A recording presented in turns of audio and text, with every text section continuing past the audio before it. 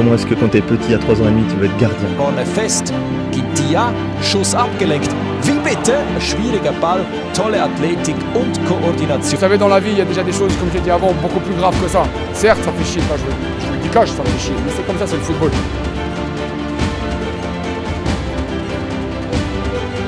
Et il y a deux sortes de réactions. C'est soit vous laissez tomber et vous êtes mort parce que vous leur donnez raison, soit vous vous battez. Donc moi j'ai choisi de me battre et aujourd'hui peut-être que je récolte les fruits, peut-être que l'équipe m'aide aussi.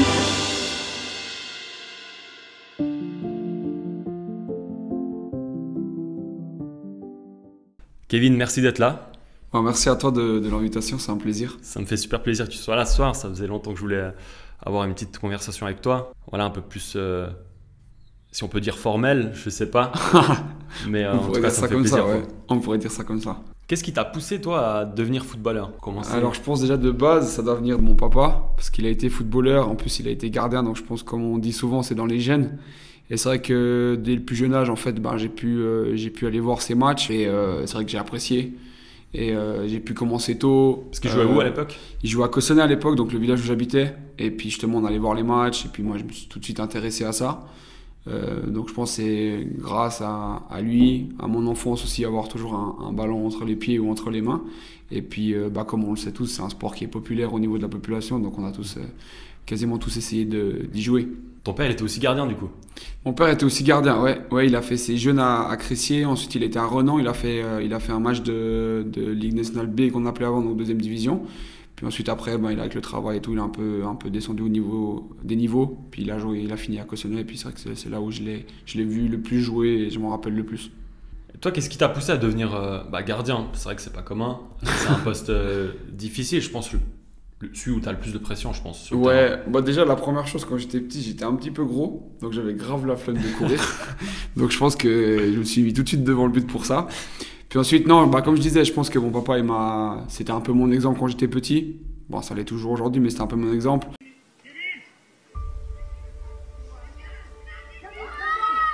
Donc j'ai voulu faire un peu comme lui, reproduire ce qu'il faisait, en tout cas essayer. Et je pense que tout jeune, je me suis aussi mis devant le but. Je l'ai compris assez tôt, c'est que c'est comme tu le dis, un poste compliqué. Un jour tu peux être le héros, le lendemain tu peux être l'homme qui a fait perdre le match ou faire une boulette. Et je pense que ce poste-là, il me correspond bien au niveau des responsabilités. J'aime avoir des responsabilités, avoir un impact sur le jeu. Alors des fois c'est bien, des fois c'est pas bien, mais je pense que ce poste à responsabilité, c'est ça qui m'a caractérisé. C'est pour ça que je l'ai choisi dans la grande partie. Du mal.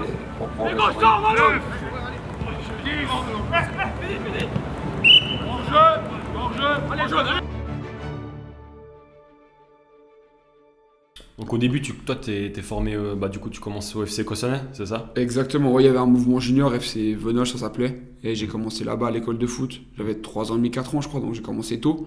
Puis j'ai fait tous mes juniors là-bas, en fait, on appelait ça DA9, je sais pas si c'est comme ça encore maintenant. Et puis après mon papa, il m'a fait signer à mort, j'ai fait 2 ans là-bas.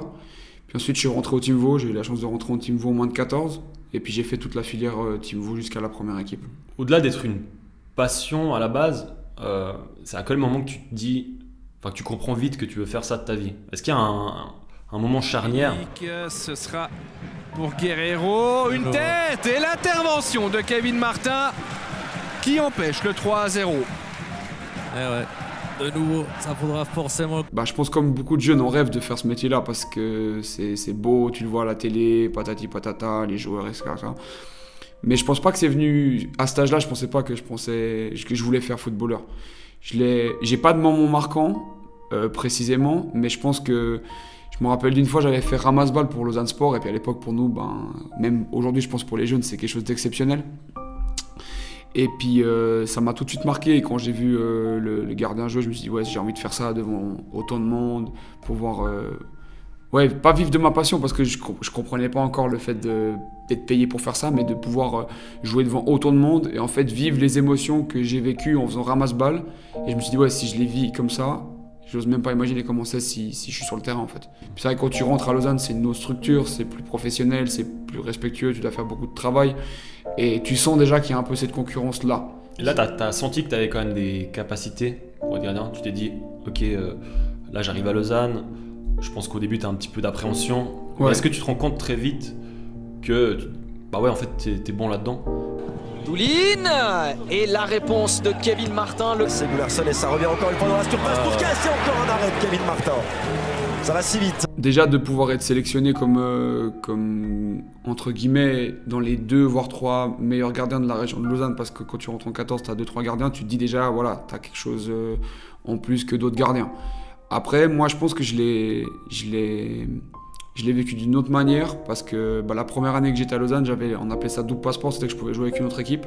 Puis je l'avais justement avec Morges. Et puis au départ, j'ai joué beaucoup de matchs avec Morges et peu avec Lausanne en moins de 14.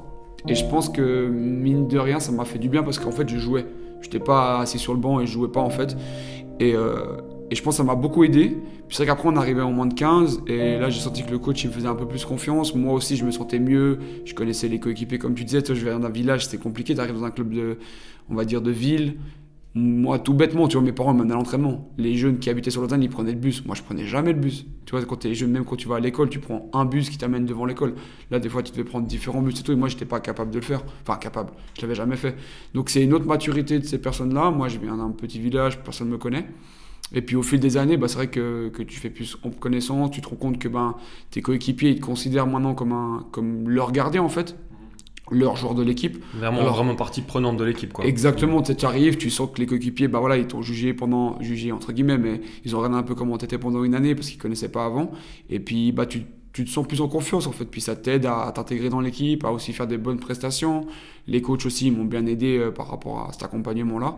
Et puis c'est un peu un tout de ce côté-là. À l'école, je me rappelle, on avait les tournois interscolaires, dans n'importe quel sport, que ce soit basket, handball. Ouais, il y a des sacrés duels. Hein. Tu étais toujours quelqu'un de compétitif, tu demandais beaucoup aux gens, même à des gars, tu vois, à l'école, tu as des types qui n'ont pas forcément envie de faire du sport. Totalement, toi, tu les poussais, tu les tirais vers le haut. Tu avais cette capacité à entraîner les gens avec toi, même des types qui n'étaient pas sportifs, et vous faisiez des super tournois. Cet esprit de compétition, il vient d'où?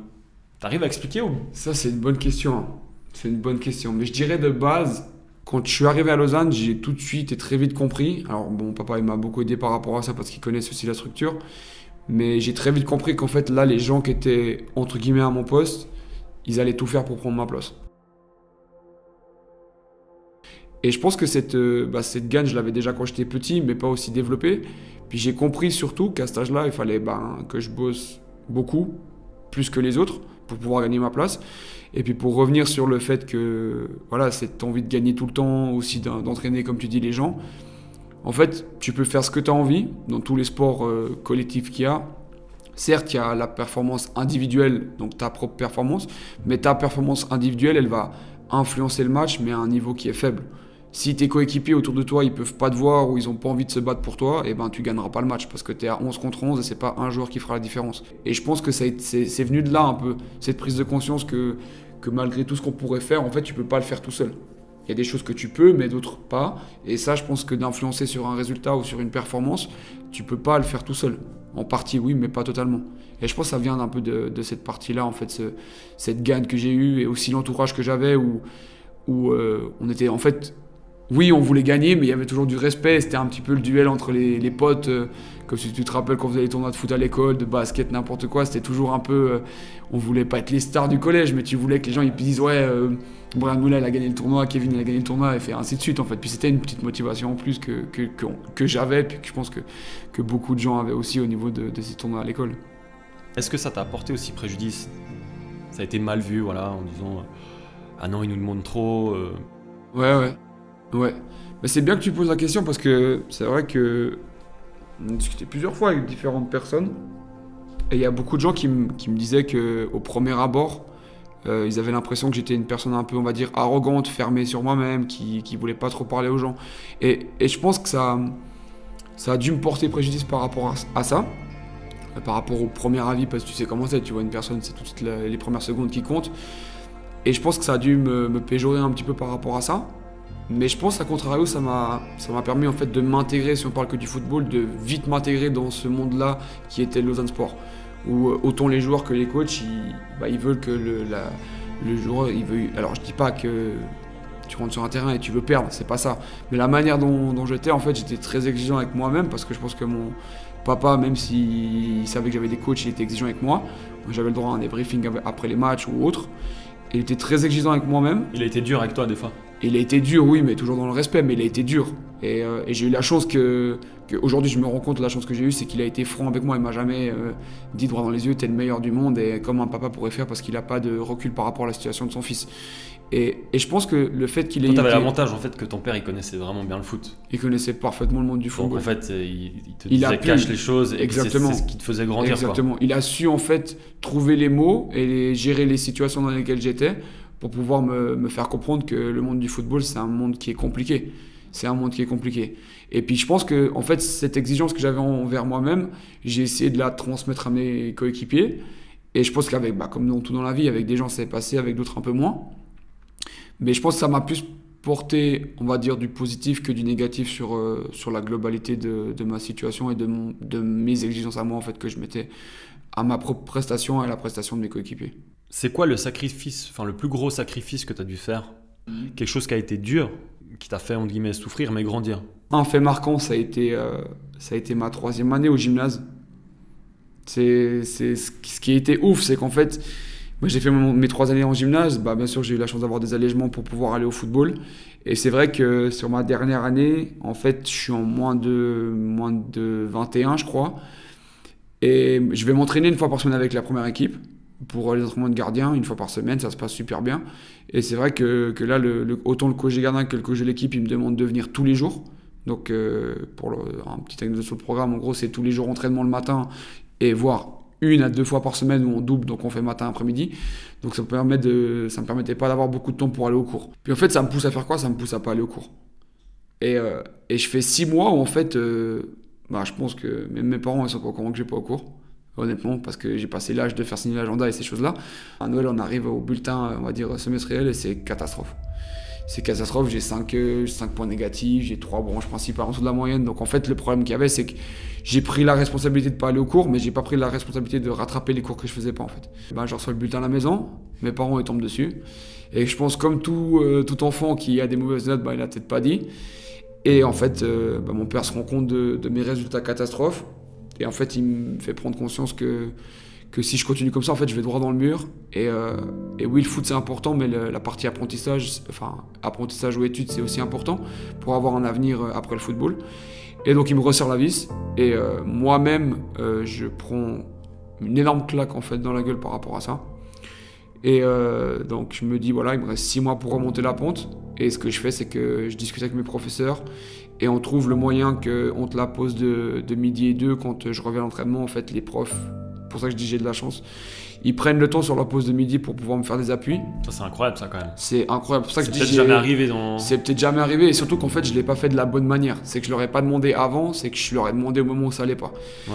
Et un peu en réaction catastrophe. Ouais. Exactement. Genre, en gros, il faut absolument m'aider parce que j'ai foiré, et puis qu'aujourd'hui, je suis dans la M, comme on dit. Puis en fait, on arrive à la fin de l'année, et puis j'ai les examens. Et là, en plus, je suis dans une mouise totale parce que je suis convoqué avec les moins de 19, 2 semaines avant, en fait, le début de mes examens. Et puis, je suis convoqué 2 semaines avant, on fait 10 jours, donc c'est-à-dire que j'ai 10 jours de cours et on revient, j'ai 3-4 jours de cours et je pars en examen. J'arrive à remonter mes points au niveau des notes. Donc, j'arrive aux examens avec juste ce qu'il faut. Et je me dis, par contre, il ne faut pas que je foire les examens. J'ai pas de marge, en fait, j'ai rien. Donc en fait, je vais en sélection nationale, j'ai la chance de pouvoir faire les qualifications pour l'Euro. Tout se passe à Lausanne, donc c'est en plus avec les amis, la famille, donc c'est encore plus magnifique. Le seul problème, c'est que j'ai des examens. Et j'ai pas, tout le respect que j'ai, c'est pas les examens de l'école obligatoire, c'est des examens qui sont quand même un peu plus poussés. Et je révise, on fait les qualifications. Malheureusement, on se qualifie pas, mais c'était une superbe expérience. Et en fait, je reviens au gymnase comme un élève normal et je passe mes examens et je l'ai réussi avec plus de points que j'ai commencé des examens, donc c'est magnifique. Et ouais, je pense que c'est un fait marquant où j'ai eu une prise de conscience et où j'ai eu une petite claque et j'ai compris en fait ce que le domaine du football demandait au niveau des sacrifices. Toi ce soir, c'est ton premier match en Super League, c'est juste magique de commencer comme ça. Alors là, on parle pas vraiment du sacrifice football, mais de ce qui peut se passer à côté. Et je pense que ça m'a beaucoup aidé d'avoir ces études ou travail à côté, parce que ça m'a fait, garder les pieds sur terre, me rendre compte de qu'est-ce que c'est réellement la vie. Oui, c'est magique. Après, je pense que ce qui fortune ce soir, c'est pas mon premier match de Super League, c'est surtout la victoire. Les 3 points importants quand on est dans la maison, parce que si vous regardez le classement, les amis sont deuxième. On doit regarder les autres matchs, mais on est deuxième. Je pense que personne à part nous dans le groupe, aurait misé ça sur nous. Faut pas se mentir, le fait d'être footballeur, c'est pas la vraie vie aujourd'hui. Tu travailles 4 heures par jour, tu fais ta passion, tu es sur un terrain de foot, t'es pas derrière un bureau ou sur le chantier comme d'autres personnes qui sont. Donc je pense que c'est ça qu'il faut retenir ce soir, la victoire et le boulot de toute l'équipe. Qui s'élance en premier, c'est lui qui frappe par-dessus le mur, mais Kevin Martin a la parade attentif sur sa ligne. Donc t'es pas dans la vraie vie. Et au départ, je disais aux gens, ouais, mais les footballeurs, patati. Mais en fait, tu te rends pas compte. T'arrives pas à te rendre compte, si t'as connu que ça, t'arrives pas à te rendre compte en fait de qu'est-ce que c'est la vraie vie en fait. Qu'est-ce que c'est de te lever le matin pour aller au travail, respecter un horaire et rentrer le soir à la maison. Et je pense que ce concept que j'ai eu de pouvoir faire les deux, ça m'a beaucoup aidé parce que déjà, ça m'a libéré la tête au niveau du football. C'est-à-dire que je passais du travail au foot, donc j'étais concentré sur le travail, après sur le foot, après je retourne au travail, de nouveau au travail. Et ça te permet d'avoir un moment pour te libérer en fait de tout ce qui pourrait se passer, que ce soit que tout se passe bien ou que tout se passe mal au football. Donc c'est un moment où tu peux t'évader. Et ensuite, ça m'a permis d'avoir un rythme de vie en fait.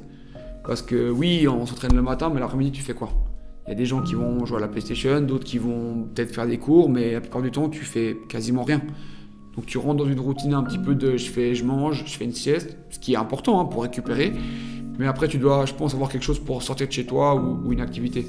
Et donc je pense que ça fait marquant au niveau d'une claque, des sacrifices que je pouvais avoir, c'est vraiment celui-là au niveau du gymnase, je pense, réellement.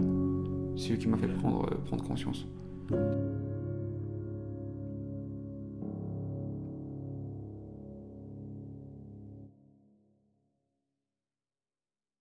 J'ai envie qu'on revienne un peu sur ta période au Lausanne Sport. Ouais. Si je te dis 5 novembre 2016, ça te dit quelque chose ou pas ? 5 novembre 2016. 2-1. Vous gagnez 1-0 jusqu'à la, je sais plus comment, 80e. Ah oui, je vois. Le FC Bâle. Le match au Parc Saint-Jacques. Ouais. En fait, ce qui se passe, c'est que à cette époque-là, je suis avec la première équipe. Et l'année d'avant, en fait, je suis deuxième gardien, donc je suis sur le banc en Challenge League. Et même que je commence en fait le début de saison comme titulaire parce que Thomas Cassella il se blesse. Et puis on vit un match incroyable contre Bienne où on perd 4-1 à la 70e minute et puis on gagne 5-4 pour finir. Donc c'était incroyable comme premier match. Après malheureusement j'ai l'appendicite qui se déclare dans la nuit de jeudi à vendredi de la semaine d'après. Donc après je suis out 3-4 semaines, donc c'était Dani Da Silva qui jouait. Après Thomas revient, donc tout se reprend forme, Thomas rejoue, on fait un super championnat, une saison exceptionnelle, avec beaucoup de jeunes, beaucoup de garçons de la région. On vit vraiment une épopée, on va dire, exceptionnelle. On fait la montée magnifique, premier titre pour moi dans le monde professionnel, c'est top. Je joue pas beaucoup, mais c'est ma première saison avec les pros, donc je suis content, tout va bien. Puis ensuite, on commence la deuxième saison, avec les 3 gardiens, donc Thomas, Dani Da Silva et moi. Et en fait, le coach décide de mettre Thomas numéro 1 toujours, Dani deuxième gardien et moi troisième. Je l'ai géré très mal où en fait je me suis renfermé sur moi-même. J'ai été quelqu'un qui était impossible à la discussion. Aucun échange, aucune émotion à l'entraînement. Je venais faire mon travail, je le faisais bien. Mais aucune émotion, aucun échange avec le staff, rien du tout. Tu penses que ça t'a porté préjudice ça, avec Ça m'a porté préjudice, ouais. Ça se passe un peu la situation comme ça, on commence le championnat de Super League comme ça, on fait un top début de championnat, où en fait on est deuxième après le premier tour, donc après 9 matchs, donc magnifique, on ne pensait jamais être là. Et après on a une phase où en fait on a un creux. On a un creux, et puis pour tout dire, on a je crois 8, 9 ou 10 matchs en fait sans victoire d'affilée. Et puis pour résumer rapidement, en fait, ce qui se passe, c'est qu'en début de semaine, j'arrive à l'entraînement. Donc après une défaite, moi je jouais avec les 21 à l'époque, mais après une défaite avec la première équipe. Et en fait, on arrive le lundi, mardi, et le coach à l'époque, M. Celestini, il me dit prends pas les gants aujourd'hui, tu fais joueur. Moi je me dis ok, parfait. Enfin, moi j'adore être joueur, mais là je me suis dit c'est quand même un peu abusé, mais bon bref, par rapport à sa prestance, comment il est et tout, j'ai rien à dire. Donc je fais les 2 premiers jours joueur. Moi, je prends du plaisir, je kiffe. Je me débrouille, on va dire, plutôt pas mal. C'est quoi cette décision ? Je n'ai aucune idée. Même aujourd'hui, je l'ai pas. Mais tu fais joueur combien de temps ? Je fais joueur 2 entraînements en fait. 2 entraînements, je fais joueur, je suis dans le jeu, joker, comme on peut avoir un joueur qui joue genre pour 10 les quoi, équipes. pivot. Exactement, ouais. En gros, tu te retrouves un peu au milieu du jeu.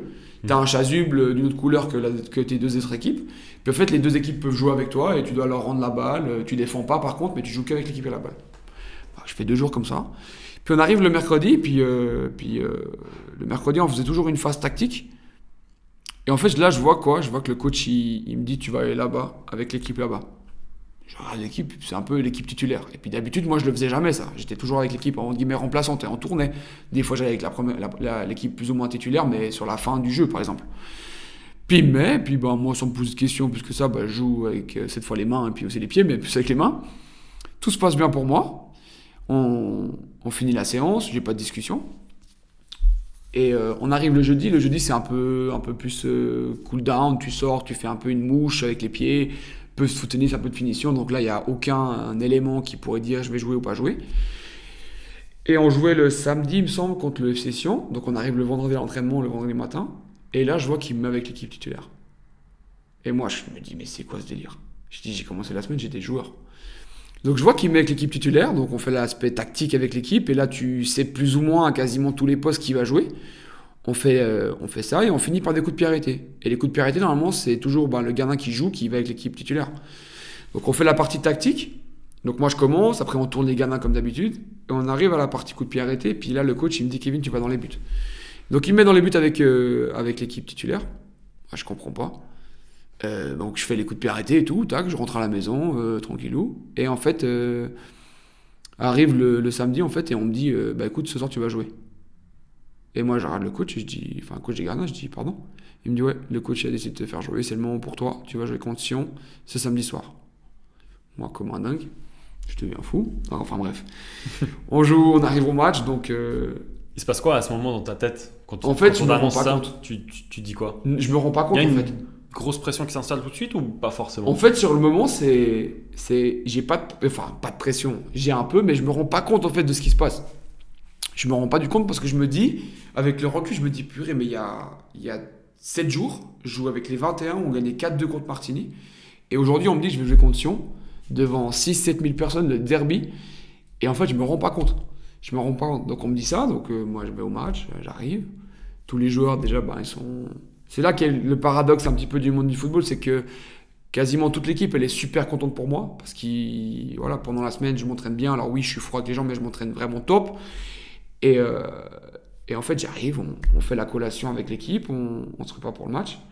Et puis là, en fait, je sors à l'échauffement, et puis je vois qu'il y a 5, 6 ou 7 000 personnes, je crois. Et c'est le match où j'ai joué le premier match que je joue professionnel devant autant de monde. Puis en fait, moi, je finis le match. Donc j'ai eu aucune explication de pourquoi j'ai joué. Puis en fait je rentre à la maison, donc moi je suis content de mon match et en même temps déçu du résultat. Et en fait je suis avec ma famille. Et là à ce moment-là, ma soeur elle me montre une vidéo et c'est un interview que Célestini fait auprès de, je me rappelle plus quelle TV. Exactement, TV ou journalisme. Kevin Martin dans les Gaules, peut-être un petit mot sur sa prestation d'aujourd'hui. Il était fantastique, avec les mains, avec les pieds, par son leadership dans les buts, qui parle beaucoup pour la défense, qui transmet vraiment quelque chose à ses défenseurs. Donc il a donné beaucoup de sérénité, beaucoup de tranquillité. Et là, il lui pose la question fatidique, pourquoi le choix de Kevin Martin? Est-ce que c'est un choix définitif? Patati patata, donc lui il développe. C'est un immense professionnel, un garçon qui a jamais rien dit quand on l'a mis, on l'a enlevé ou qu'on l'a pas fait jouer. Il a toujours continué à travailler. Aujourd'hui, je crois qu'il mérite sa chance et que pour les derniers matchs de ce deuxième tour, ce sera lui notre gardien. Et là, à ce moment-là, je me dis, attends, mais il reste 9 matchs. C'est énorme 9 matchs, de jouer 9 matchs. Et il le dit devant tout le monde. C'est pas, il l'a pas dit, il va me dire, moi, ouais, peut-être tu joueras. Non, il l'a dit devant tout le monde, c'est lui qui finira le premier tour. Donc on enchaîne les matchs. Après, je me rappelle plus où est-ce qu'on va jouer. Et pour revenir à la première question, la question que tu m'as posée, il m'annonce. Je sais que je vais jouer balle parce que j'ai fait des bonnes prestations avant et il m'a dit qu'il finissait les matchs. Donc je sais que je vais aller au Parc Saint-Jacques et que je vais jouer le match contre le FC Ball. Sporer und Teister mit der ersten Chance nach 30 Sekunden. Und Kevin Martin im Lausanner Tor erstmals gefordert. Ihm wird es. FC Ball joue le Paris Saint-Germain en Ligue des Champions le mardi soir. Et par chance et connaissance, on obtient 4 billets. On va avec Martin Pérez, mon papa et moi. On part au Parc des Princes, non, au Saint-Jacob Park. Et là, je me dis, purée, je suis en train de regarder, il y a un stade plein, full. Et je me dis, samedi, c'est moi qui joue là. Enfin bref, on part, donc on va au Saint-Jacob Park, on se prépare pour le match. On part à l'échauffement, je vois ce stade immense. Mais immense, vraiment immense. Une pelouse, c'était une galette.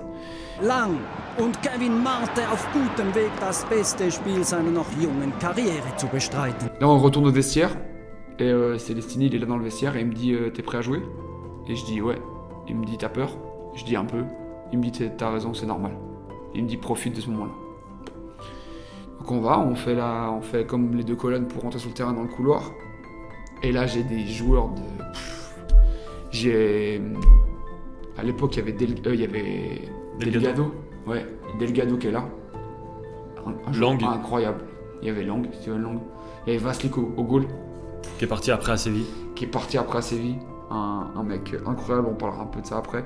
Incroyable. Et donc on commence, on fait la deux colonnes.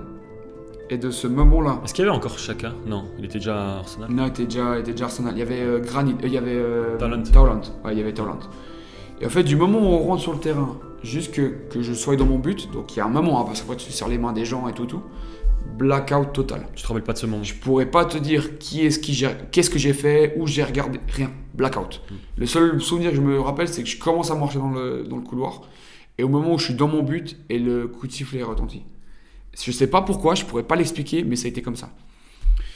Et en fait, je sors, je pense, un des plus beaux matchs de ma vie, devant 27 000 personnes. Vraiment, c'est un match où on est totalement outsider. Bâle, c'est la grande, enfin c'est pas la grande équipe, mais c'est une équipe qui est super costaude. Ouais, c'est l'équipe qui gagnera après le championnat, non? Il me semble qu'ils gagnent, mais c'est plus l'époque de Bâle, tu sais, où ils font les séries de 7-8 titres, mais tu sens que c'est costaud. Et on fait un match, donc en fait le match il me va parfaitement, la physionomie du match elle va parfaitement pour moi pour que je fasse un bon match parce que... Tu te mets en avant quoi. En fait je me mets en avant tout de suite après 30 secondes de jeu, un arrêt direct. Un arrêt direct où je me chope le poteau, là je me tape l'épaule contre le poteau, mais avec l'adrénaline tu sens rien, en fait t'es dans un autre monde, tu sais pas ce que tu vis, tu te rends pas compte de ce que tu vis. Et là en fait le match s'enchaîne, je fais des arrêts à gauche, à droite, je pense que je dois faire 5-6 arrêts la première mi-temps. Et sur une action tout bête, en fait, on marque le 1-0. Mais vraiment, long ballon, diagonale, le défenseur il loupe la balle, le contrôle de notre attaquant il frappe, un magnifique but. Mais vraiment à Margiotta, exactement. Vraiment la première mi-temps. Contre le cours du jeu. Contre le cours du jeu, hold-up total. Ah ouais. Hold-up total. On arrive à la mi-temps, le coach donne 2-3 consignes, voilà, il sent que c'est dur, mais on sent qu'on peut faire quelque chose. Deuxième mi-temps, ça repart sur les mêmes chapeaux de roue, comme on dit. Ils pressent, ils ont des actions, je fais des arrêts, défenseurs qui sauvent. Et malheureusement pour l'équipe et pour moi par rapport à ma prestation, on arrive sur les dernières minutes de jeu. Et en fait, ils nous mettent le but à 91e. Ouais, ça pousse trop au bout d'un moment, c'était sûr. Et physiquement, mentalement, on craque. 4 minuten werden nachgespielt. Steffen, Janko, wieder Tor. 2-1. Et on perd ce match 2-1. Et donc, une énorme frustration par rapport au résultat. Après, je me rends tout de suite compte de ce que j'ai... Enfin, en partie, on va dire, je me rends compte de ce que j'ai vécu. Donc, je garde que ce côté-là. J'ai vous qui venez au match. C'était incroyable. Ma famille qui était là aussi. De pouvoir aussi leur faire vivre ces émotions-là devant 27 000 personnes, c'est quelque chose d'inoubliable.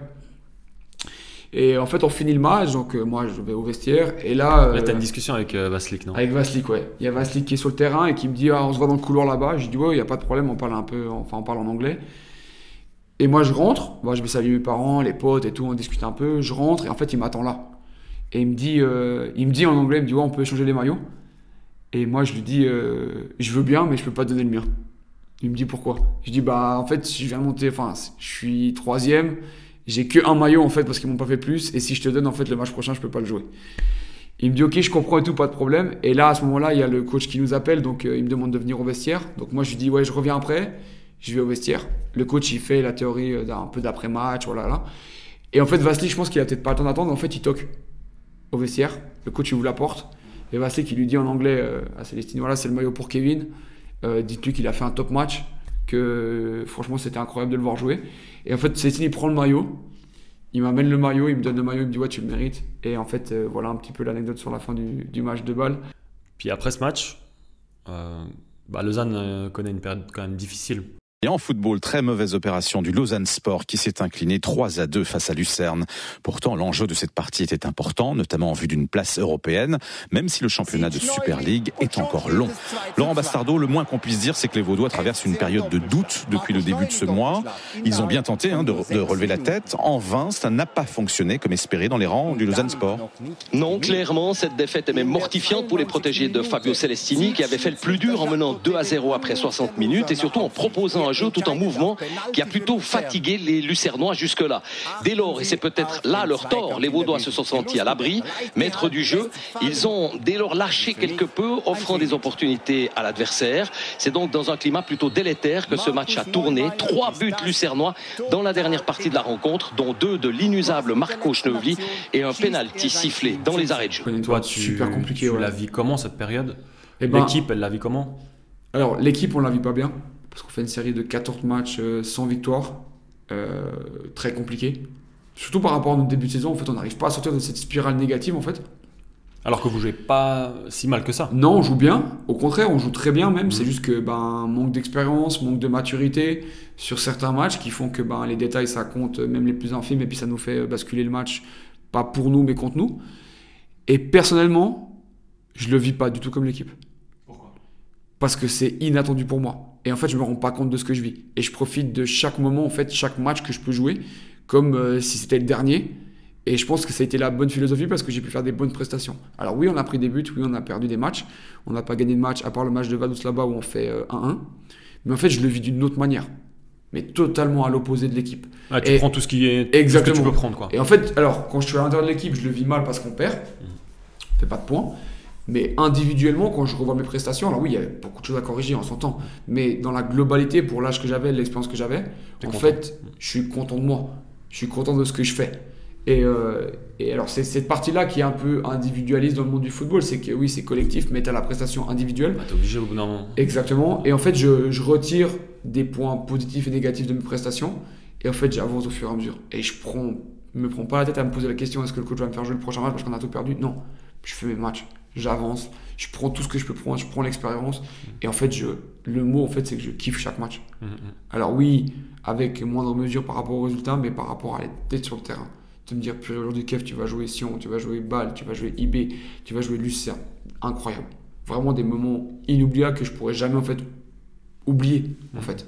Et c'est ça qui ressort sur mon analyse de cette période-là en fait. Mais il y a quand même des gens qui associent cette mauvaise période du LS en partie, qui te jugent responsable de cette mauvaise période. Toi, la presse, surtout je pense les gens qui connaissaient pas vraiment le foot, parce que c'est un parallèle qui est totalement humain. Hein. Tu te dis, voilà, ils ont changé de gardien, qu'est-ce qu'il fout le nouveau gardien? Bien sûr. Ça, c'est totalement normal. Toi, tu regardes la presse, tu regardes les critiques sur les réseaux. Est-ce qu'il y en a eu déjà? Je pense un petit peu. Oui, beaucoup. Ouais, beaucoup. Tu le vis comment? Moi, sur le moment, je le vis... En fait, je suis tellement dans mon monde que j'y apporte que très peu d'importance. Tu kiffes quoi? Ouais, je kiffe en fait. Et mes parents, la chance que j'ai, c'est qu'ils m'en parlent pas beaucoup. Ils m'en parleront plus tard, après quand je jouerai plus haut, on aura des discussions et puis ils me parleront de ça. Ils me laissent vraiment dans mon rêve en fait. Dans le moment que je vis à 2000%. Et en fait, moi, pas dire que je m'en fous, mais c'est un peu comme ça, quoi. Et en fait, après cette phase-là, une phase plus compliquée où en fait, je me blesse et je sors sur blessure contre Lucerne. Et après, j'ai 2-3 semaines sans pouvoir jouer parce que je me suis fait une côte. Donc Thomas revient dans les buts. Il finira la saison comme ça et moi, je ne jouerai plus. Et c'est à ce moment-là que je me suis rendu compte de plein de choses. Je me suis rendu compte que le monde du football, c'est un monde qui est cruel.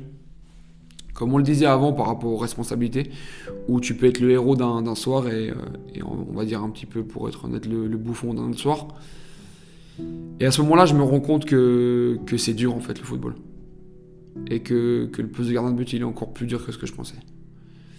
Parce que on est dans un pays qui est libre, l'expression elle est libre à chacun de dire ce qu'il pense. Et malheureusement, dans le monde du football comme dans la vie de tous les jours, en fait, les gens, pour moi, ils adorent, pas adorer, mais ils aiment critiquer. Ils aiment dire qu'est-ce qui va pas. Et en fait, ils prennent pas la situation globale. En fait, Ils prennent que ce qu'ils voient en face d'eux et ce qu'ils n'ont pas aimé, par exemple. Et je sais qu'à cette époque-là, les gens ont beaucoup d'a priori sur moi, n'ont pas aimé ce changement de gardien là parce que Thomas Castella était là depuis plus longtemps et c'est quand même une figure marquante de ce Lausanne Sport, ce que je peux tout à fait comprendre. Ce que je comprends moi, c'est qu'en fait les gens ils n'arrivent pas à comprendre que c'est pas moi qui ai choisi de jouer en fait. C'est que le coach a pris une décision que tout le monde doit respecter, pas la comprendre mais la respecter. Et en fait les gens ils ont pas eu ce recul là. Je veux pas te faire, je t'invente rien quand je te dis que les gens qui vont au stade des fois, voilà, comme tu dis, ils pensent avoir la science infuse par rapport au monde du football. Chacun a le droit de dire ce qu'il veut. Les gens peuvent me critiquer par rapport à comment je suis parce qu'on peut ne pas aimer comment je joue. Hein. Il n'y a pas de problème par rapport à ça. Mais c'est vrai, ce qui m'a le plus embêté, c'est plus par rapport à ma famille en fait, où tu vas au stade et t'entends des gens critiquer leur fils, alors que en fait moi j'ai rien demandé. J'ai juste fait ce qu'on m'a demandé, c'est de jouer au football. C'est ce que j'aime en fait. Et donc les gens ont pris le droit de critiquer. Et ça m'a plus blessé par rapport à mes parents, pas par rapport à moi parce que moi j'étais trop dans mon monde en fait. Et plus par rapport à mes parents qui ont dû subir ça, qui pouvaient pas m'en parler non plus, enfin qui ont choisi de qui m'ont protégé, qui voulaient me protéger de pas m'en parler. Et donc eux, je pense que ça a été compliqué pour eux sur le moment. Et en fait ça me désole pour eux d'avoir vécu, entendu et voir ça en fait. Et donc ouais, il y a eu des critiques. Mais comme pour tout le monde, je pense, comme dans le monde entier, il y aura toujours des gens qui vont penser savoir mieux que d'autres ou avoir un avis différent que d'autres personnes. Et c'est ce qui fait la beauté de notre monde aujourd'hui. Hein. Mais je pense qu'il y a des choses qui doivent pas se dire ou qui doivent pas être faites par rapport à une situation pareille. Moi, j'ai rien demandé. J'ai jamais critiqué personne au niveau des supporters. J'ai toujours été respectueux envers eux. J'ai joué parce qu'on m'a demandé, on m'a donné la chance de jouer. Je pense que j'ai fait du mieux que je pouvais. Et à la fin, il y aura toujours des gens qui vont être là pour critiquer ou dire ce que tu aurais dû faire de mieux. Mais comme on sait, c'est toujours plus facile de le dire après que de le dire avant, quoi. J'ai vu des joueurs qui étaient, on va dire le mot, dégoûtés du monde du football. Dégoûtés du foot. En partie à cause de quoi? En partie, je pense, c'est...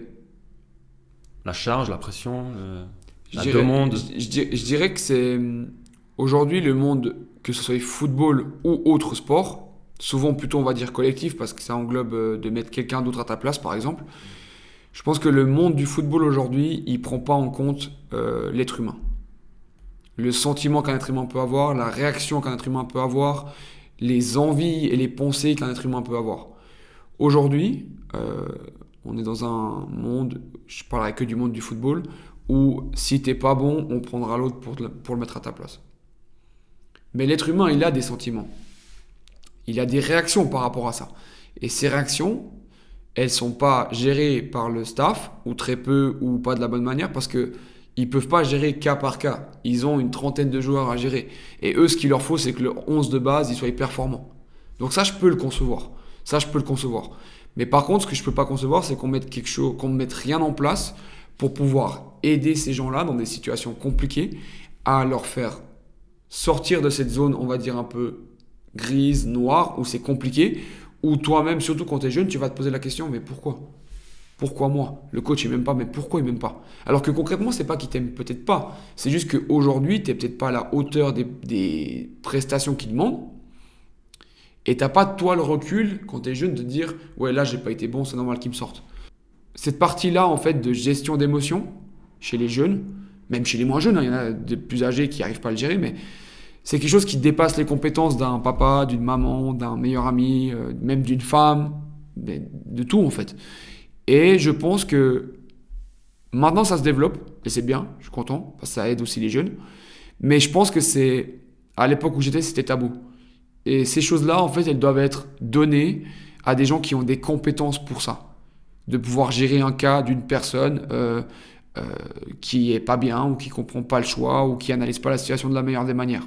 Parce que ton coach, il peut pas le faire. Il a pas le temps de le faire, tu vois. Donc tu devrais, dans chaque club professionnel, je trouve, avoir une structure qui te permet que tu fais un choix. C'est pas de dire Kevin Martin, tu joues plus, va chez la psy. C'est pas ça. C'est qu'elle soit, elle ou il, mais qu'elle soit au contact de l'équipe, cette personne. Comme un peu une médiatrice, un médiateur. Exactement. Qui explique les choix, parce que des fois, tu n'as pas accès à ça dans l'euphorie. Exactement. Un peu comme On dit souvent l'assistant, il est un peu plus proche des joueurs parce que c'est pas lui qui prend la décision finale. Pas la figure Exactement, voilà. Ouais. C'est pas la personne que tu vois au bord du terrain habillé en costume à cravate pour le match. Mais c'est une personne qui est un peu plus proche du groupe, qui peut comprendre, écouter, discuter avec les joueurs en fait, que ce soit jeunes ou moins jeunes. Et elle sera en mesure de dire, par exemple, Kevin, je pense que la situation est telle qu'elle est comme ça aujourd'hui. Oui. Est-ce que tu aimerais qu'on en discute? Est-ce que tu aimerais qu'on échange sur ça? Est-ce que tu aimerais qu'on puisse développer sur ça? Est-ce que tu as besoin de me parler de quelque chose? Et en fait, je pense que ces choses-là, ce serait important qu'on le fasse. Et moi, malheureusement, en fait, à l'époque, je ne l'ai pas. Je ne l'ai pas. Comme j'ai dit, mon papa, il m'a accompagné toute ma carrière, il m'accompagne encore aujourd'hui. Mais pas malheureusement, mais en fait, ça a dépassé ses compétences. Je pense que dans ma réaction, il y a eu une part de bien où je me suis en fait mis dans un mood de travail acharné où j'arrivais avant l'entraînement, j'arrivais presque le premier, je travaillais, je faisais la séance. Après la séance, soit je restais sur le terrain, soit j'allais en salle de muscu et je travaillais. Je partais dans les derniers. Ouais, mais t'oublies en fait tout cet aspect social qui est super important. Exactement. En fait, c'est des choses que tes coéquipiers, même le staff en lui-même, à part le coach, mais même le coach, il a fait un choix par rapport à la situation. Tu peux lui en vouloir, mais jusqu'à un certain niveau. Ça ne va pas se répercuter sur tous les autres, en fait. Exactement, jusqu'à un certain niveau. Mais c'est dur, ça demande beaucoup de maturité, quoi. Ça demande beaucoup de maturité. Et surtout quand tu es très compétitif, quoi. Bien sûr, et ça demande beaucoup de recul. Ouais. Et comme tu dis, quand tu es compétitif, tu veux jouer tous les matchs. Entre le Kevin actuel et le Kevin de 2016, qui fait ce match à Bâle, qui fait 9 matchs d'affilée, qui se blesse, et ensuite qui joue plus. Qu'est-ce qui change dans la tête? Avec le Kevin actuel, ouais. Je suis une toute autre personne. Mentalement, je suis une toute autre personne. J'ai encore beaucoup de choses à travailler au niveau du mental, de pouvoir gérer encore plus mes émotions, mais on va vraiment dans le détail pur et dur. Mais dans la globalité, c'est un autre Kevin. T'es une autre personne parce que quelqu'un t'a aidé. Quelqu'un m'a aidé, m'a beaucoup aidé dans cette phase qui était compliquée entre Lausanne et Yverdon, le prêt, est-ce que je reste à Yverdon ou pas, Lausanne qui ne me veut plus, qui était... En gros, mon rêve de jouer à Lausanne Sport comme gardien numéro 1, on va pas se le mentir. C'était mon rêve en fait. Tu t'es dit à un moment, pourquoi je fais tous ces sacrifices dans la période où tu joues plus avec le LS? Lausanne, non. Lausanne, je me suis pas posé cette question-là. Non. Parce que je me rendais pas compte que ça pouvait en fait s'arrêter un jour. Ouais, pour toi. Ouais, pour moi en fait, pour moi, j'étais à Lausanne, j'ai fait des matchs, je suis un enfant du club. Je me suis dit, ils vont jamais me mettre dehors, tu vois. Ils vont me garder, peut-être qu'ils me feront pas jouer, mais ils vont me garder. Ce moment-là, à travers ces séances avec la coach mentale, je me rends compte de beaucoup de choses, c'est que je suis trop focalisé sur ce qui se passe autour de moi et pas sur moi-même.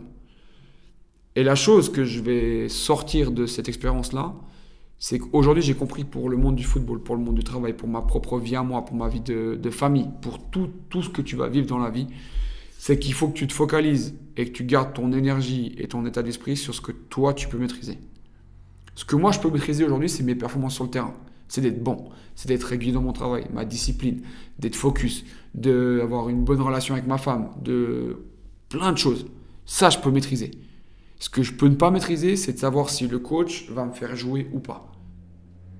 Parce que me faire jouer, il va me faire jouer si je suis bon. Mais tu peux être bon et le coach peut pas aimer ta tête ou X raison.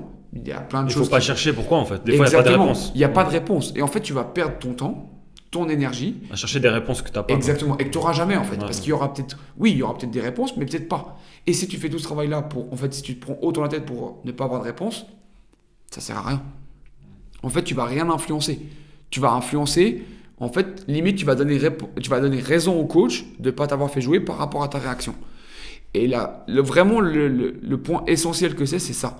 Comment ça s'est fait avec ta coach mentale? Comment tu l'as rencontrée? Est-ce que c'était un désir de ta part? Est-ce qu'on t'a mis en contact? T'as rien parlé de ça? Ouais. Alors, ça s'est passé quand j'étais... Après ma première année à Yverdon, où en fait j'avais encore cette plaie qui était ouverte de Lausanne, de ne pas être resté, que je sois parti. Et mon ancien agent à l'époque, en fait, il me parle de ça, il me demande si je serais ouvert à faire ça. Et moi je lui dis je pense que j'en ai besoin. Donc j'avais déjà un peu ce recul par rapport à mes réactions que je pouvais avoir. Et je pense que ce serait une bonne chose de le faire. Et en fait, après plusieurs téléphones, contacts avec des amis à lui, il s'est rendu compte qu'il y avait une personne qui était sur Genève, s'appelle Astrid, qui travaille avec beaucoup de jeunes joueurs. Et en fait, il me met en contact avec elle, donc moi j'ai un échange téléphonique avec elle. Le feeling passe bien, alors après c'est toujours au téléphone, mais le feeling passe bien.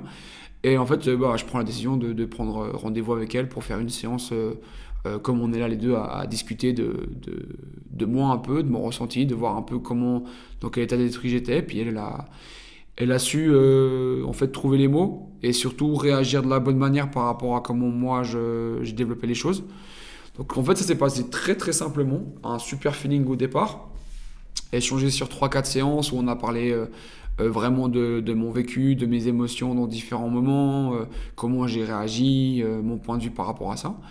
Puis en fait après ces 3-4 séances on est parti plus sur vraiment un travail de fond où en fait il fallait pas que je me libère, mais qu'en fait que je ferme réellement cette cicatrice que j'avais de Lausanne.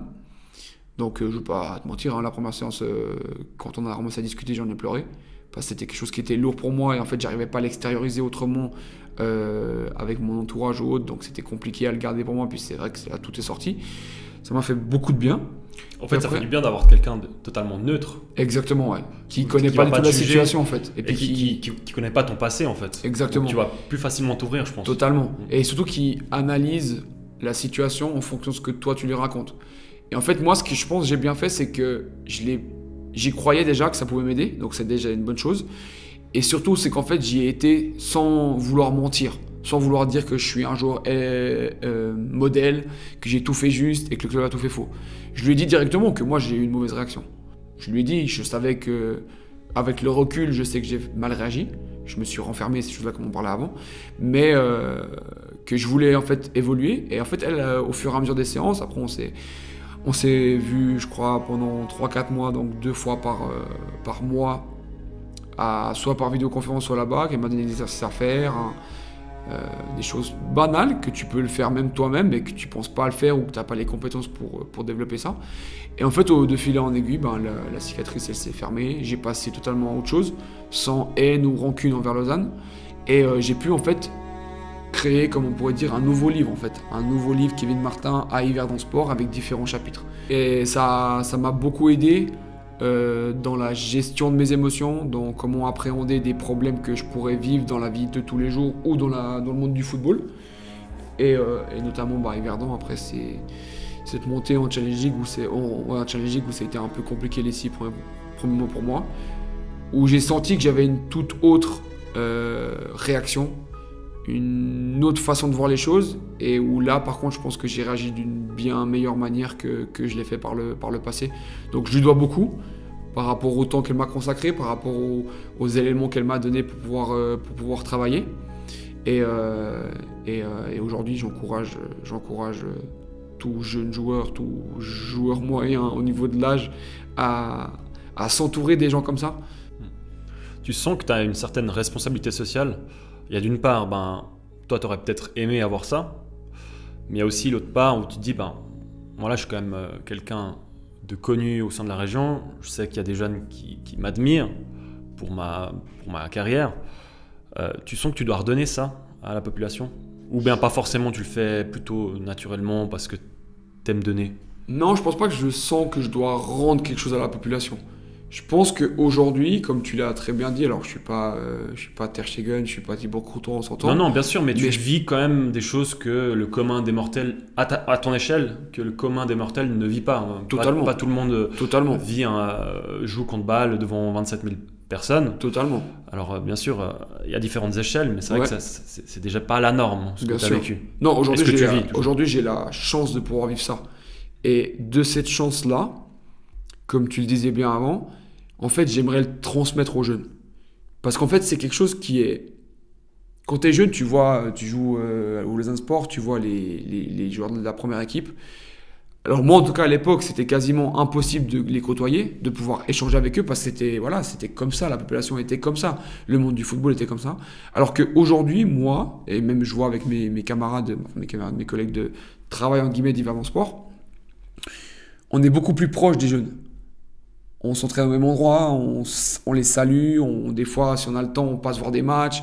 Et en fait, cette présence-là, chez les jeunes, je pense que c'est une partie de motivation, en fait, de se dire, purée, mais en fait, Kevin Martin, il vient, il me dit bonjour, et je peux parler avec lui. de pouvoir, comme tu disais, échanger avec eux, que ce soit il y ait des gens d'Yverdon, des gens que j'ai peut-être en spécifique de gardien de but. En fait, ça les rend, à mon avis, ils se rendent compte que en fait, c'est totalement faisable. Ça te rend beaucoup plus humain, Exactement. cette proximité, et du coup, totalement. Le et rapport, en fait, il est totalement différent, quoi. Totalement différent. Et aujourd'hui, un enfant qui va me voir dans la rue ou venir voir un match, il va se dire, wow, c'est Kevin Martin. Et aujourd'hui, quand il va venir, il va se dire, wow, c'est Kevin Martin, et il me donne des conseils. Et donc moi, peut-être l'enfant, il me voit jouer, il dit, ah, j'aimerais comme Kevin Martin. Et ben moi, aujourd'hui, je veux qu'il puisse, à travers son rêve, en gros, quasiment le vivre en réel, avec l'échange que je pourrais avoir avec lui, avec la collaboration qu'on pourra avoir ensemble dans le travail qu'on peut faire. Mais surtout, ce qui est important, c'est l'échange que je vais avoir avec lui. C'est vraiment la relation qu'on va créer, c'est cet aspect de vraiment lui donner l'impression, et ça peut être une impression qui va se réaliser ou pas, mais de se dire, ouais, je peux vivre le même rêve que Kevin Martin. Il y a tout cet aspect un peu social, travail mental. Bien sûr. J'aimerais, et j'essaye de le faire avec chaque gardien que j'ai, c'est que j'aimerais en fait éviter qu'ils fassent les mêmes erreurs que moi. Et les rendre attentifs que le monde du football, même si les parents ils disent on sait, c'est dur, mais c'est vraiment dur le monde du football. Et le monde du football au poste de gardien de but, c'est encore plus dur. Parce que tu es tout seul, tu es dans un monde à part, tu joues avec des mains. Tu joues avec un maillot différent de l'équipe. Tu t'entraînes à part de l'équipe. Et c'est des choses que, ce qui est normal, comme on le disait avant, c'est des choses que en fait, ça dépasse les compétences des parents de pouvoir gérer ça et de pouvoir rendre attentifs les enfants. Et aussi, ce que je me suis rendu compte à travers ce travail-là, et je pense que c'est normal, c'est comme tout, c'est qu'aujourd'hui, un papa va dire quelque chose à son fils va peut-être l'écouter, mais pas totalement. Si moi, je redis la même chose que son papa, il va m'écouter à 100%. Et en fait, c'est beau et moins beau. Donc beau pour moi parce que voilà, il m'écoute, il va essayer de faire le mieux qu'il peut. Et aussi d'un côté, ce qui est bien, c'est que ça peut aider les parents. Ça peut aider les parents à avoir un enfant qui, pour X raisons, n'écoute pas totalement ce qu'il leur dit. C'est beaucoup plus fort pour l'enfant que tu lui dises ce que tu fais c'est super bien, mais il y a aussi l'école. Bien sûr. D'autres choses, fais pas. Bien sûr. Réagis pas comme ça. Moi, j'ai fait des erreurs. C'est beaucoup plus important que. C'est clair. Que ça en fait, j'aimerais autant mettre en avant-garde les parents que les enfants. Ouais. Sur ce que moi j'ai pu faire comme erreur pour pas qu'ils les reproduisent. Ils en feront peut-être d'autres, parce que moi, peut-être que j'ai pas fait des erreurs comme eux vont faire, mais qu'ils puissent avoir en fait un avant-goût de ce qui va pouvoir se passer et qu'ils puissent préparer autant leur enfant que eux, les parents, à savoir comment je pourrais réagir dans cette situation-là, à l'instant T, qui est compliqué à réagir parce que tu n'as pas de recul, c'est ton enfant. Donc pour toi, ton enfant, c'est le meilleur du monde. Je pense que je suis pas encore papa. Un peu aveuglé des fois. Exactement. Je suis pas encore papa, mais peut-être que c'est naturel. À mon avis, c'est naturel d'être comme ça. Et moi, j'aimerais juste qu'il puisse, à travers ma petite expérience, on va dire, mes petites compétences de coach mental, on va dire, mais mon vécu surtout, c'est de se dire, voilà, il va peut-être pouvoir arriver ça, on devrait le faire ou agir ou réagir plutôt comme ça. Et vraiment, c'est cette voie-là que j'aimerais amener aux jeunes, c'est de pouvoir déjà, leur apporter cette expérience que j'ai eue, leur dire que s'ils veulent être professionnels, ils peuvent être professionnels. C'est juste que ça demande beaucoup de sacrifices, ça demande beaucoup de travail, et il faut avoir de la chance. Mais la chance, tu l'as seulement si tu la provoques, si tu travailles. Oui, c'est un monde qui est difficile, mais le football, c'est un jeu, c'est un plaisir. Avant tout, tu dois aller sur le terrain avec du plaisir, pas avec la boule au ventre à te dire faut pas que je fasse faux. Non, c'est du plaisir. Après, oui, dans ce cadre-là du monde du football plaisir, il y a plein de choses qui y englobent. Discipline, le travail, le résultat, la performance, l'être humain qui doit rentrer en ligne de compte, qui rentre que très peu de fois, l'être humain, la gestion de tes émotions, plein de choses. Après, je te parle même pas des jeunes qui commencent à avoir l'argent qui rentre, patati patata, ça c'est encore autre chose. Mais la base de la base, c'est le plaisir. C'est que moi, quand je finis un entraînement avec un gardien et que je dis ça a été, je suis trop content. En semaine prochaine, on fait quand? Moi, j'ai gagné. Tu vois, j'ai gagné au-delà de tout le reste. J'ai gagné parce que l'enfant, il a pris du plaisir. On a échangé, puis il a été content de vivre ça. Je voulais qu'on parle aussi d'une belle histoire, quelque chose moi qui m'a touché quand même, je pense beaucoup de gens, le petit Kélian. Ouais. C'est qui ce jeune homme? C'est un guerrier. C'est un guerrier. Ouais, Kélian, c'est un guerrier, c'est un guerrier. Même je t'en parle maintenant, j'ai des émotions qui montent. Ouais. Comment tu l'as rencontré ce jeune? Comment ça s'est fait? Ça s'est fait grâce au football. Et grâce aux réseaux sociaux, où en fait on a joué Lausanne en coupe, Suisse, on a gagné 1-0, j'ai eu la chance de pouvoir jouer ce match-là. Et en fait, sa maman, elle m'a envoyé un message après le match pour me dire bravo, c'était magnifique et tout. Et moi, je connaissais pas du tout en fait son histoire, leur histoire de famille, même la famille en elle-même. Puis on a échangé, elle m'a expliqué un petit peu ce qui se passe avec Kélian, la maladie de Wolf Hirschhorn, qu'est-ce que ça a impliqué en fait à la famille. Et c'est vrai qu'avec ma femme, on a cherché à pouvoir aider des enfants dans le besoin, à une association, ces choses-là, mais pas trouver quelque chose qui nous correspondait en fait. C'est souvent des grosses associations où tu as très peu d'impact, où tu sais pas vraiment pourquoi tu le fais. Et en fait, moi je me suis pas du tout, au départ je lui ai pas du tout dit je veux être dans l'association. C'est vrai que ça s'est fait en fil en aiguille, on a discuté, on a été le rencontrer, on a passé des moments ensemble. C'est vrai qu'elle nous a proposé de rentrer dans l'association pour pouvoir l'aider sur l'aspect administratif, sur la création d'événements et ces choses-là. Et en fait le feeling il s'est fait naturellement. Cet enfant-là, Kélian, c'est... Ouais, comme je te disais, c'est un guerrier. C'est fort pour toi, c'est dur de parler. Non, c'est vraiment fort dans le sens où on a eu en fait un feeling tout de suite. Ce qu'il faut savoir, c'est un enfant qui parle pas, qui ne mange pas comme nous, qui va manger liquide, qui va pas pouvoir marcher, qui va devoir, qui passe des nuits qui sont très courtes, qui va à une certaine époque aller souvent en chuve pour faire des soins parce qu'il a des crises d'épilepsie qui sont énormes, pas comme d'autres personnes peuvent avoir. Et c'est vrai que ça a été un truc vraiment fort au niveau des émotions. Mais tu vois qu'il se passe quelque chose quand même s'il n'y a pas cette communication entre vous. Ah oui. Tu vois sur des vidéos, tu arrives à quand même cerner l'émotion. C'est ça, en fait, c'est ça qui est beau. Tu arrives à comprendre ça. Ouais, c'est que tu ressens avec ta propre interprétation ce que lui ressent par rapport à ce que tu vas faire avec lui. Et moi, un fait qui m'a marqué, c'est que les premières fois que je venais, il te connaît pas et tu rigoles un peu avec lui. Et maintenant, chaque fois que je le vois, sans exception, il me sourit. Et juste de voir ça, t'as gagné, quoi. C'est exceptionnel. C'est exceptionnel. Et puis donc en fait, pour parler un peu de la globalité, donc il y a une association qui a été mise en place de Kélian. On est sur les réseaux sociaux, on développe ça pour faire des dons ou autres activités. Donc on est rentré dedans, on a discuté un petit peu avec elle de ce qu'elle voulait, patati patata, parce que ça lui demande beaucoup d'investissement, donc elle ne peut pas travailler parce que Kélian c'est une charge de travail, on va dire, au quotidien, mais vraiment au quotidien. Et donc on a créé différents événements, on a eu la collaboration du restaurant L'Épitaphe à Étanières qui ont créé un événement pour Kélian qui était magnifique. On a aussi créé à travers Yverdon Sport de pouvoir lui faire vivre une émotion incroyable, de pouvoir participer à l'entrée des joueurs, de pouvoir être présenté avant le match de Xamax, où en fait, ce qu'il faut savoir, c'est que c'est un enfant qui vit à travers la musique. Tous les sons, en fait, il les interprète comme lui, il a envie, en fait. Et de pouvoir être là, proche du terrain, de voir tous les joueurs qui le saluent, qui le touchent, qui parlent un mot avec lui, la musique, les supporters, ça a été quelque chose de très fort. On a senti tout de suite avant, pendant et après le match, comment Kélian était au niveau des émotions, même physiquement. Et c'était un moment vraiment inoubliable de pouvoir lui faire vivre ça. Et ça a été un échange très fort entre nous et ce petit bonhomme, comme on l'appelle. Moi, le but ultime que j'ai, c'est de pouvoir faire vivre des choses à Kélian que pas personne, mais qui pourrait vivre en fait d'une autre manière que nous. Tu te rends compte de ce que c'est en fait pour un enfant qui malheureusement ne peut pas parler, ne peut pas courir, ne peut pas marcher, toutes ces choses-là.